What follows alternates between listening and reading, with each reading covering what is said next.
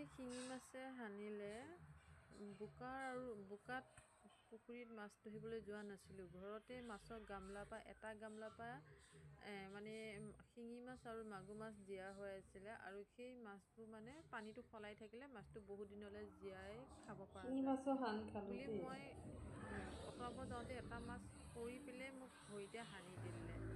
শিঙি মাছে বোকাত হানিলে। কেনেকৈ মাছ ধৰে বাৰু শিঙি মানুহে? মাছ ধৰিবলৈও যোৱা নাছিলোঁ।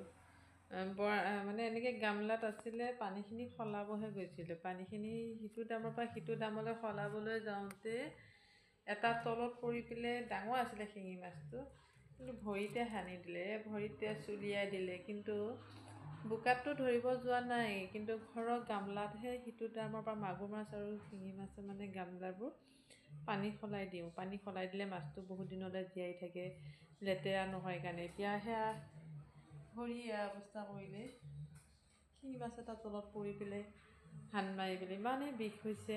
মানে শিঙি মাছৰ সেনেকৈ হানি পোৱা নাছিলে, এবাৰ প্ৰথম হানিছে। আৰু বোকাতটো ধৰিব যোৱাই নাই, ঘৰতহে পানীটো সলাই দিব গৈছিলোঁ। সলাই দিব যাওঁতেই এতিয়া পানী এনেকুৱা কৰিলে। বোকাত কেনেকৈ বাৰু মাছবোৰ ধৰে মানুহবোৰ, বেয়া লাগে বোকাত ধৰা মানুহবোৰলৈ দেই। এনেকৈ শিঙি মাছ মাগুৰ মাছ ধৰি দিয়া মানুহবোৰলৈ বহুত বেয়া লাগে।